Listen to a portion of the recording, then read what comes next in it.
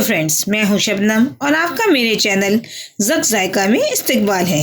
आज मैं आपके लिए लाई हूं मटर की पूरी की रेसिपी, जो बहुत ही टेस्टी होती है। और इस वक्त मौसम भी चल रहा है मटर का। इस वक्त मटर हमें बहुत अच्छी मिल जाती है। आप चाहें तो इसे स्टोर किए हुए मटर से भी बना सकते हैं। ये जो सफल के मटर मिलते हैं उससे भी बना सकते हैं, या अभी तो फ्रेश मटर आ रही है। तो मैंने 1 किलो मटर के दाने निकाल लिए हैं। ये मेरे 1 किलो मटर के दाने हैं। ये जो मैं पूरी बना रही हूँ ये लगभग 6 से 7 लोगों के लिए बना रही हूँ, तो उसी हिसाब से मैंने सारा सामान लिया है। ये 1 किलो मटर के दाने ले लिए हैं मैंने। यहाँ हम एक टेस्टी सा मसाला तैयार करेंगे, क्योंकि जो पूरी होती है वो थोड़ी सी स्पाइसी हमें पसंद आती है। तो उस मसाले के बनाने के लिए हमने यहाँ पे कुछ साबुत मसाले लिए हैं। 1.5 चम्मच मैंने साबुत धनिया लिया है, 1 चम्मच सौंफ ली है और 1 चम्मच जीरा लिया है। इसको हम पीस लेंगे मिक्सर ग्राइंडर में। मैंने यहाँ पे लगभग 12 से 15 तक हरी मिर्च ली है। मिर्च आप अपने टेस्ट के अकॉर्डिंग कम या ज्यादा भी कर सकते हैं।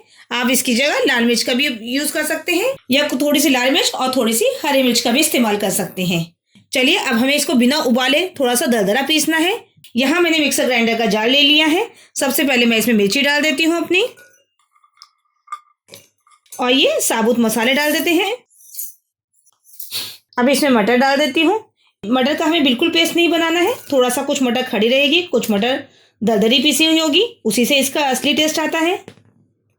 चलिए, इसे हम अब दरदरा सा पीस लेते हैं। जो नीचे वाली मटर होगी वो ज़्यादा अच्छे से पीस जाएगी और ऊपर वाली थोड़ी सी दरदरी रहेगी। चलिए, अब मैं आपको इसको पीस के दिखाती हूँ। ये देखिए, हमने इसे मिक्सर ग्राइंडर में पीस लिया है। मैंने इसे बिल्कुल अच्छा पेस्ट नहीं बनाया है, थोड़ा सा दरदरा ही पेस्ट बनाया है, क्योंकि इससे हमारी पूरी का टेस्ट अच्छा आता है। बाकी जो मटर बचे हैं उसको भी हम इसी तरीके से पीस लेते हैं। चलिए देखिए, हमने सारा मिक्सचर पीस लिया है। इसे पीसने के लिए हमने पानी का इस्तेमाल नहीं किया है, बिना पानी के ही हमने इसको पीसा है। चलिए, अब हम नेक्स्ट स्टेप की तरफ चढ़ते हैं। चलिए, गैस को ऑन कर देते हैं और अपने फ्राई पैन को हम गर्म होने देते हैं। चलिए देखिए, फ्राई पैन हमारा गर्म हो चुका है। अब इसमें हम थोड़ा सा घी डाल देते हैं। मैं यहाँ देसी घी डाल रही हूँ 1 चम्मच। आप चाहें तो इसमें तेल भी डाल सकते हैं, ये टोटली ऑप्शनल है। घी को हम अपने मेल्ट होने देते हैं। चलिए देखिए, घी हमारा मेल्ट हो चुका है। अब यहाँ मैंने 1 प्याज ली है, जिसे मैंने बारीक काट लिया है। इसको मैं इसमें डाल देती हूँ। अगर आप प्याज नहीं खाते हैं तो आप इसमें थोड़ी सी हींग डाल सकते हैं। इसको मैंने बहुत बारीक काटा है। मटर की पूरी में प्याज बहुत अच्छी लगती है, इससे थोड़ा सा क्रंच आता है। इसको हम थोड़ा सा सौटे कर लेते हैं। हमें इसको ब्राउन नहीं करना है, बस हल्का सा इसका कच्चापन निकालना है। इसको पिंक होने तक हम फ्राई करेंगे।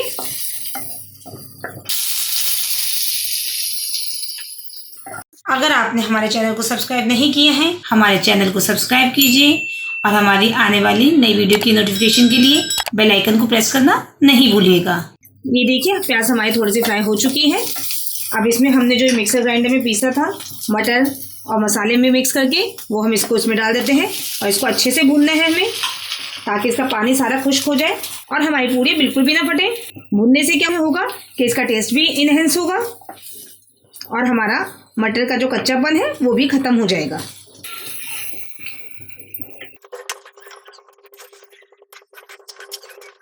अब इसमें हम नमक डाल देते हैं। नमक आप अपने टेस्ट के अकॉर्डिंग डालिएगा। मैं यहाँ पे लगभग 1 टेबल स्पून नमक डाल रही हूँ। नमक हमें स्टार्टिंग में ही डालना है।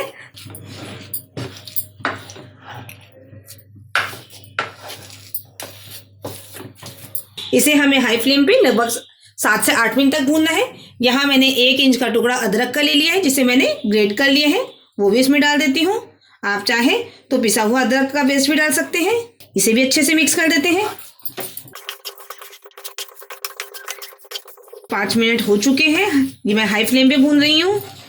अब यहाँ पे हम बेसन लेंगे 2 से 3 चम्मच तक। उसको हम मटर के मिक्सचर में डाल देंगे। इससे क्या होगा कि बाइंडिंग एजेंट का काम करता है बेसन, और हमारी जो पूरियाँ हैं वो एकदम भी नहीं फटेगी, और जितना मॉइस्चर होगा इसमें वो सारा बेसन अपने अंदर अब्जॉर्ब कर लेगा।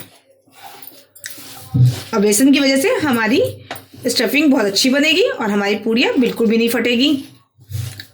बेसन को हमें अच्छे से 4-5 मिनट पकाना है, ताकि बेसन का कच्चापन खत्म हो जाए। चलिए देखिए, हमारा मिक्सचर अच्छे से भुन चुका है बेसन डाल के भी। अब इसमें हम धनिया डाल देते हैं। ये मैंने फ्रेश धनिया लिया है, इसको मैंने बारीक काट लिया है, वो इसमें डाल देते हैं। गैस की फ्लेम को अब हम बंद कर देते हैं और इसमें थोड़ा सा हम गरम मसाला डाल देते हैं। ये मैंने आधा चम्मच गरम मसाला लिया है, वो भी मैं इसमें डाल देती हूँ और इसे अच्छे से मिक्स कर लेते हैं। ये देखिए हमने हरा धनिया और गरम मसाले को अच्छे से मिक्स कर दिया है। अब हमारा ये जो मिक्सचर है ये बहुत गर्म है, इसको हम ठंडा होने देते हैं जब तक हम पूड़ी के लिए आटा गूंद लेते हैं। चलिए जब तक हमारा मिक्सचर ठंडा हो रहा है हम आटा गूंद लेते हैं। यहाँ मैं 6 लोगों के लिए मटर की पूड़ी बना रही हूँ। मैंने आधा किलो के आसपास आटा लिया है। इसमें मैं 1 चम्मच नमक डाल देती हूँ और इसको थोड़ा थोड़ा पानी डाल के हमें सॉफ्ट आटा गूंदना है। हमें एक साथ ज़्यादा पानी नहीं डालना है वरना हमारा आटा गीला भी हो सकता है। इसे हमें गूंदना अच्छे से है ताकि हमारी पूड़ियाँ अच्छी बने। ये देखिए हमने आटा एक साथ कर लिया है सारा। अब इसको हम थोड़ा थोड़ा पानी डाल के अच्छे से गूंद लेते हैं। हमें सॉफ्ट डो तैयार करना है। जो मटर की पूड़ी का आटा होता है थोड़ा सॉफ्ट होता है ताकि पूड़ी हमारी अच्छे से बेल पाए। ये देखिए मैं लगभग आटे को 10 मिनट तक गूंदा है और मेरा आटा एकदम परफेक्ट तैयार हो चुका है। ये मैंने आटे को सॉफ्ट तैयार किया है। इसमें मैंने नमक के अलावा कुछ भी नहीं डाला है। आपको भी आटा सॉफ्ट ही तैयार करना है। चलिए अब हम पूड़ी बनाने के प्रोसेस पे चलते हैं। चलिए हमारा आटा भी तैयार हो चुका है, स्टफिंग भी हमने तैयार कर ली है। अब हमें कढ़ाई में तेल को गर्म होने के लिए रख देते हैं। चलिए हमने तेल गर्म होने रख दिया है। तेल को हमें अच्छे से गर्म करना है जब तक हम पूड़ी बना लेते हैं। चलिए जब तक तेल गर्म हो रहा है पूड़ी बेल लेते हैं। ये देखिए मैंने एक छोटी सी लोई ली है, नींबू के आकार का मैंने आटा लिया था। इसको हम आटे की हेल्प से थोड़ा सा साइड से पतला पतला कर लेते हैं। हमें बीच से मोटा ही रहने देना है, केवल साइड से पतला करना है। अभी हमने स्टफिंग ली है, ये इसमें डाल देते हैं और इसको पुश करते हुए हम इसको ऊपर कर आटे को पैक कर लेते हैं। हम जितनी अच्छे से स्टफिंग भरी हुई होगी हमारी पूड़ी उतनी ही टेस्टी होगी। ये देखिए हमने इसे सील कर पैक कर लिया है। अब इसमें थोड़ा सा सूखा हुआ आटा लगाकर हम थोड़ा हाथ की हेल्प से ही इसे बड़ा कर लेते हैं। इसे हमें साइड से बेलना है ताकि हमारी स्टफिंग बिल्कुल भी निकले नहीं और हमारी पूड़ी फटे नहीं। मटर की पूड़ी होती है ये थोड़ी सी मोटी ही होती है और इसे आपको हल्के हाथों से बेलना है। ये देखिए हमने एक पूड़ी तैयार कर ली है। अब हम और पूड़ी भी इसी तरीके से बना लेते हैं। ये देखिए हमने पूड़ी के साइज का ही आटा लिया है, थोड़ा कम। इसको हम आटे में रैप करते हैं, सूखे आटे में। थोड़ा सा हाथ की हेल्प से बड़ा कर लेते हैं। हमें बीच से नहीं करना है, केवल साइड साइड से इसे पतला करना है। अब स्टफिंग लेते हैं खूब सारी और इसको बीच में रख देते हैं और इसको थोड़ा सा दबा देते हैं और जो एक्स्ट्रा है उसे ऐसे करते हुए हम इसे बंद कर देते हैं। अब इसमें हम सूखा आटा लगा देते हैं और हाथ की हेल्प से बहुत ही आराम से इसे करना है। ज़्यादा प्रेशर नहीं लगाना है वरना हमारी पूड़ी फट जाएगी। ये देखिए मैंने हाथ की हेल्प से ही इसे बड़ा कर लिया है। अब थोड़ा सा और सूखा आटा लगाते हुए इसे बेल लेंगे हम। हमें इसको साइड से बेलना है ताकि हमारी स्टफिंग निकले नहीं और चारों तरफ हमारी स्टफिंग एक समान रहे। चलिए दूसरी पूड़ी भी हमारी बेल की तैयार हो चुकी है। अब हम और सारी पूड़ी इसी तरीके से बेल लेते हैं।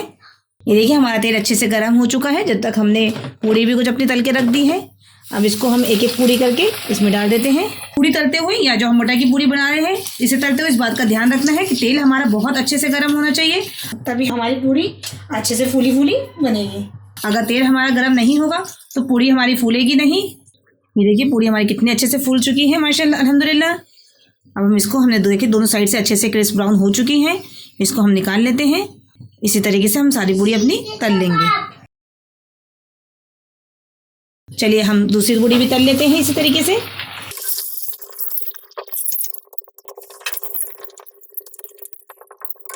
ये देखिए हमने स्टफिंग इस तरीके से तैयार की है कि हमारी पूड़ी बिल्कुल भी नहीं फटी है और एकदम फूली फूली बन रही है। इसको भी हम प्लेट में निकाल लिए हमने। अब हम बाकी पूड़ी भी इसी तरीके से तल लेते हैं।